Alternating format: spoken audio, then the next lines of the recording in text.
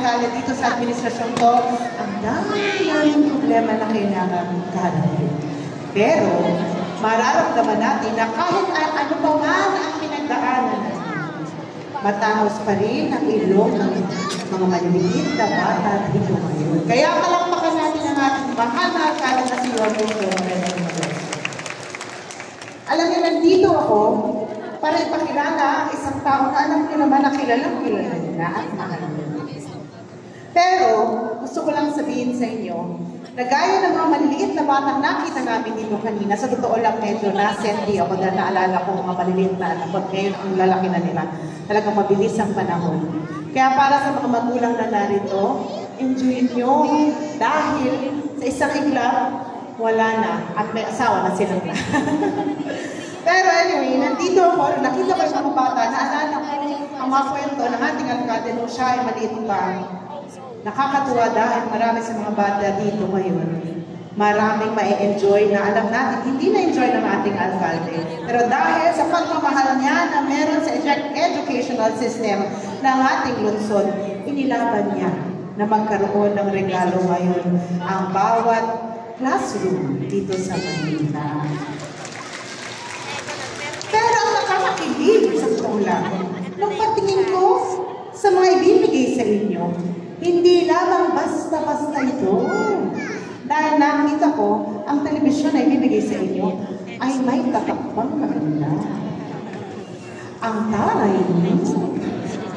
Hindi ko nahahabaan to, pero para ibigay ang mikropono sa ating pinakamagaling na alkalde ng Maynila na alam kong mahal ang lahat ng mga guro at paaralan dito sa ating lungsod. Palakpakan natin si Yorme Moreno Duroso.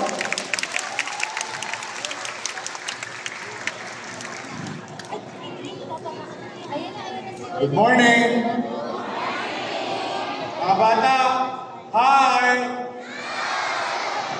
Hello! Magandang umaga sa inyo at sa ating mga punong guro, mga guro, at sa ating superintendent, sa SDO family, at mga magulang na naparito. Nalungkot naman ako sa kwento ni superintendent. Lalabing-7 lang ang NCR, pang-16 tayo. Muntik ako mahuhulog sa bangko. Kasi konti na lang. Pero at least, we have improved. Now, 16 to 14. More so, will bring back that prestige to every public students in the city of Manila pagdating ng araw. Katulad, kung maalala ninyo, mga 4 at 5 taon na nakalilipas nung ako'y inyong inalal bilang mayor ng first term ko. Ang Maynila ang numero 1, number 1, compliant sa direktiba ng Secretary of Education to convert from face-to-face to online learning, giving tools to our students and our teachers. In fact, tayo sa Maynila ang naging modelo ng buong bansa. Even the secretary herself told everyone kung ano ginawa na may laptop ang teacher sa Maynila at merong tablet ang estudyante gawin sa buong bansa. Nakakalungkot, sasaglit ako na wala, nahulog na naman tayo sa dulo ng walang hanggan. But, let's move on with our lives. And at least, there is so much to improve.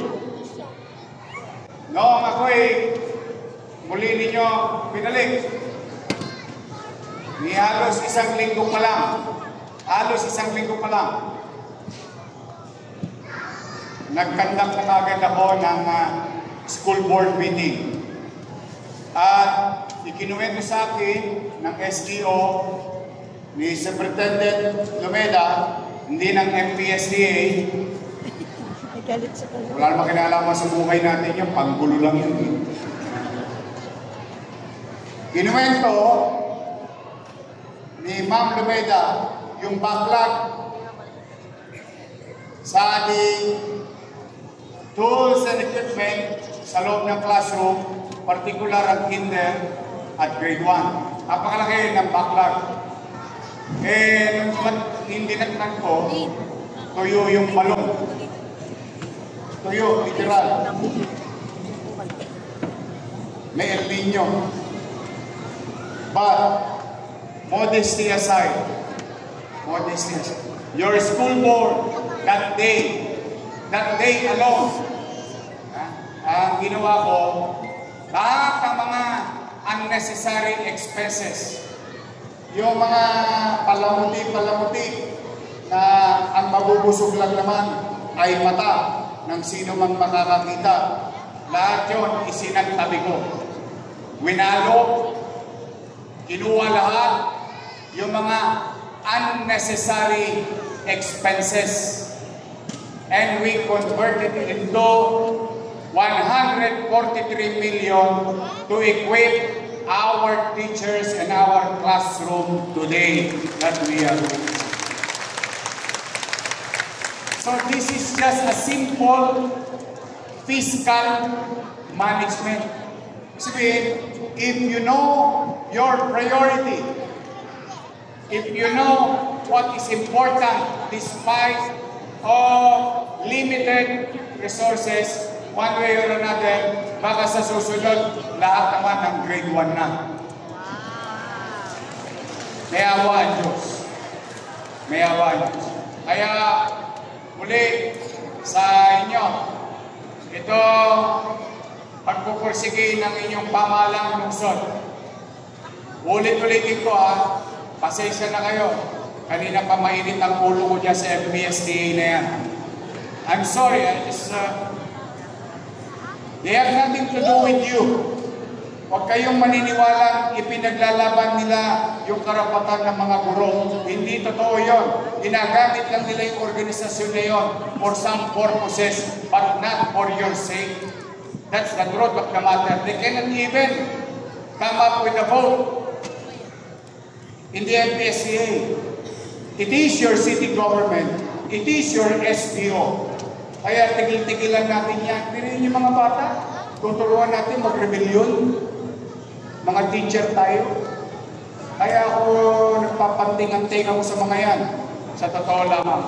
Bata pa lang, tinuturuan na natin agad. Dahil tayo nakikita, mag-alsa. Ano yung alsa natin? Ang umaalsa lang, kanin.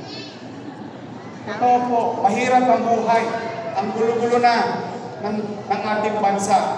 Ang gulo-gulo. With all honesty, hindi ba kayo naguguluhan? Hindi ba kayo naiingayan? Para bang there's too many noise. Everyone wanted to talk. Nobody wanted to listen.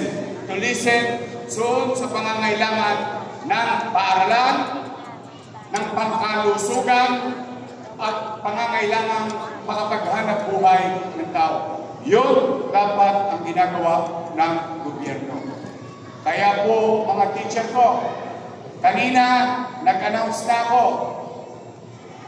Hindi ko nang cancelin talaga to. Hindi. I'm being honest and candid.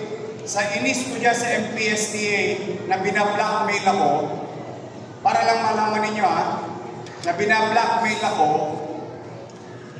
na idedemanda raw dahil hindi rin binibigay ang allowance nyo. Ang tanong ko naman, bakit hindi sila nagdemanda nung nakaraang administrasyon na buwan-buwan na rin namang hindi binigay ang allowance nyo? Tama mali?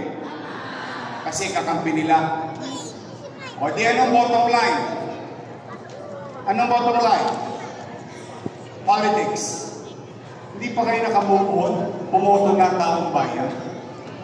But, then again, sa totoo lang, I have to be fair. It is a privilege, not a right, that we created. I of many, members of the Sangguniang Panglungsod came up with an idea to provide at least konti man lang na financial assistance sa ating mga guro nung ako'y konsihal, nung ako'y vice mayor.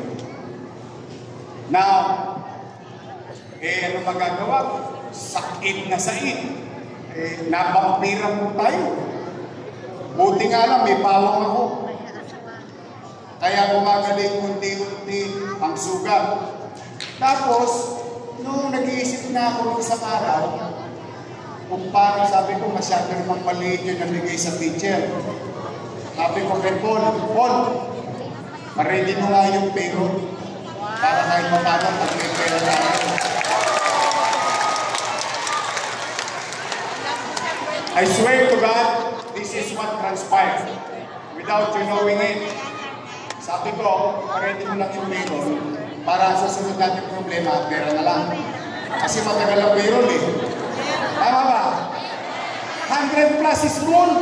Pinirmahan mo. 100 plus. Para pag may choppy na, nyanyang ka na lang. Wota-wota na lang. Tapos malaman-laman mo chat-chat group sa mga teacher.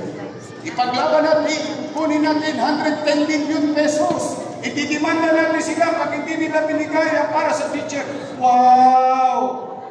Bida-bida. Totoo. Marami talaga mga makakaliwang ganyang pag-iisip eh. Pagbigayan na, pupunta sa gitna. Dahil sa amin, kaya nyo na ako ayan. Hindi po totoo yun.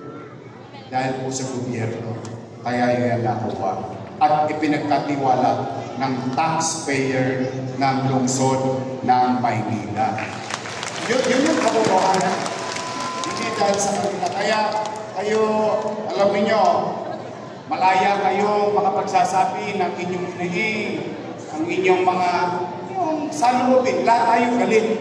Huwag kayong mag-alala. There is no monopoly of our anger of one organization alone with the situation. Galit tayo. Ang gusto natin, mapapanagot silang lahat eh. Pero mo sila nakapagawa 22 classroom, 3 taon. Sa Maynila, 5,000 classroom, 2 taon nagawa. So the point is, instead, nasa toxic tayong lugar, let's get out of that. Harapin natin yung problema natin ngayon. Huwag natin ikipin balikat. Atangin natin, pahabain natin ang kamay natin, hanggang kaya natin iyakapin. Basta umasa kayo.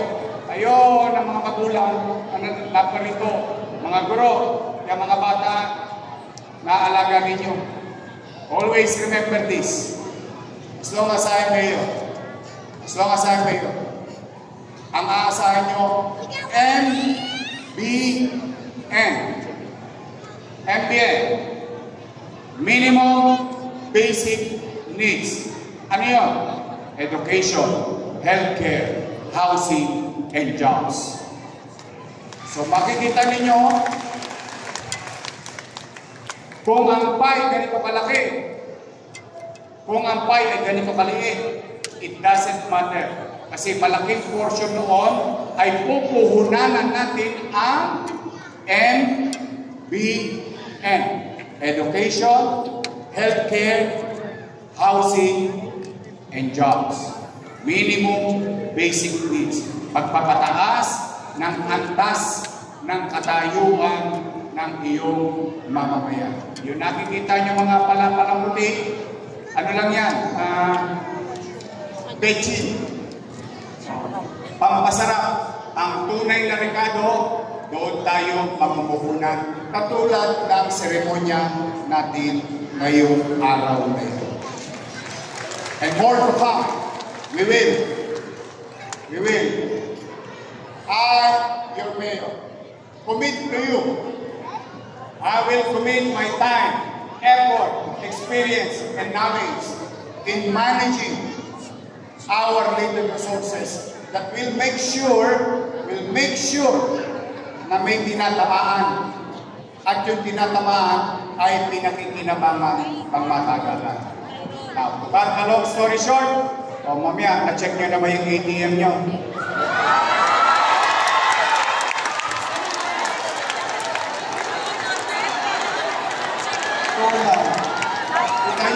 nakita ko mga ipin nyo, tanggal na tagod ko.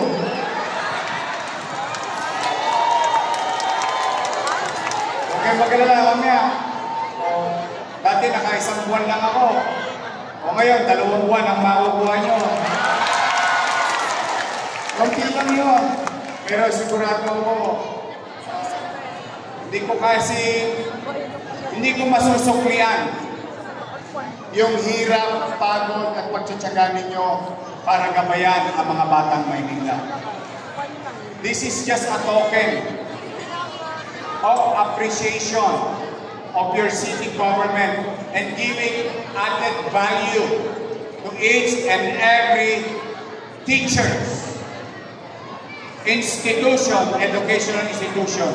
This is our showing of proof that we prioritize this segment in public service. Kaya po mga nanay, mga tatay, kung manatag kayo, tsagain ninyo ang inyong mga anak. Palay ninyo, may mga mayor din dyan. Okay, bakit? May nangyari sa akin eh. Pwede rin mangyari sa kanila. Ako, full-blooded product of public education system. Daycare, ang tawag namin, Tulungan Center. Doon ako graduate. Rosario, meron ba taga-Almario rito? Rosario Almario Elementary School. Ayan. High school naman, Tondo High School.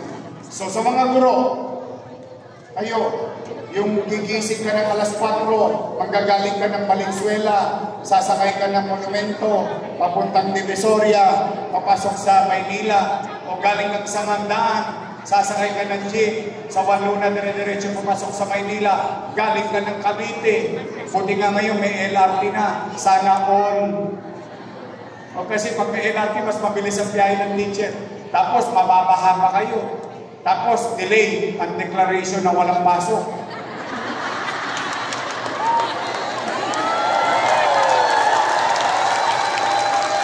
Kaya pag bumabagyo, Diyos ko, hindi niyo ako pinapadulog. Nagkukwenta ako ng patak eh. Hindi kasi nakikiusap naman ang DepEd na huwag magkasila ng magkasila kasi masyado nang atrasado yung syllabus. Wala nang time na apektuhan na yung pag-aaral ng mga bata. But then again, alam ko na kapag bagyo, sira lahat ang SM shoes nyo. Pag tag-araw naman, wala ka rin kalaban-laban. Ubus lahat ng chinchansu mo sa Natasha. Hindi ka mapalagin. Kaya I know how hard it is for you just to attend your class, just to attend to your students. And these are the things that we need, we in the government must address on how to give added value, added importance to our educational system. So rest assured, mga teacher, mga principal, mga magulang, hindi pa kasi po naiintindihan ng mga bata, rest assured that your city government, in our own little way, huwag kayong mag-alala. Ang araw ay gagawin kong araw. Ang gabi ay gagawin ko pa rin araw. Maitawid ko lang ang pag-aaral at kinabukasan ng inyong mga anak. Mayawan ko. Ilang araw na lang, tapos na 2025. And I'm hoping and praying, and you help me to hope and pray that there will be brighter days for the city of Manila, for the people of Manila, come 2026. So muli, congratulations. I'm happy at excited ako para sa mga bata. And next time, hopefully, cross finger from number 14. Next goal natin, number 13. Malay mo. Alam mo, walang masama mangarap. But take pride to each and every one of you. We were once number 1. We were once the model. We were once the North Star during those times, and those times are challenging times. We did it before. we can do it again. Because together, we can make Manila great again. Magandang araw. Pagpalain mo kayo na hanggang may kapal. Manila! God first, thank you. I love you. Pangkapi kayo, ha? Ingat kayo. Maraming salamat, Mayor Isko. Ang inyong liderato ay patunay na kapag may pusong nagtiling po ng pagmamahal, may kinabukasan na mabago. Inaanyayahan ko po si ating Presidente ng PESPA, Sir Joey Mignano, together with our Schools Division Superintendent of IC and our Vice Mayor for the formal turnover of our laptops and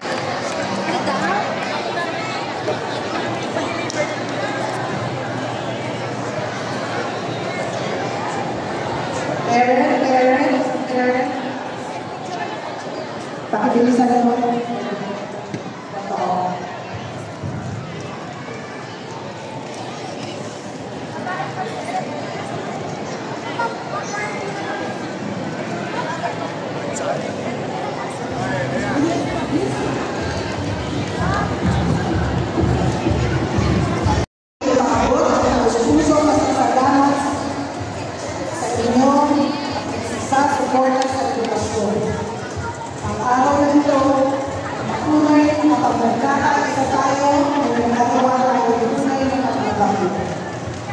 Okay, sabi po, mga students, pipilihan po kayo dito, mga nakagalang din na gagawin. Agad-agad, ang mga laptops, at ang TVs. Ako po, ang inyong tagapagdalo ng programa at Education Program Supervisor at Kindergarten and Special Needs Education.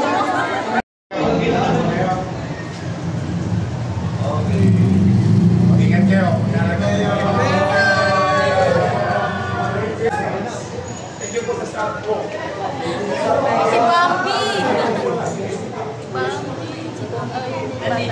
May gift kayo. Ito ba yan? Oo, yan yun. Yung bata na lagi inaano yung...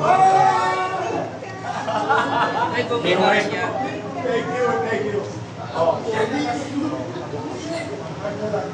Wow! Take care of it. Sa ilalim ko, may punta sa window always.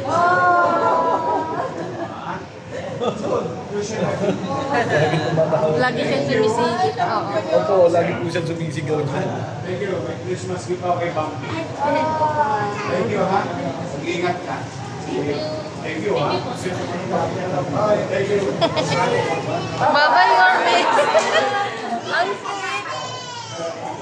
Best friend yan sila eh. Laging tumatawag. Opo.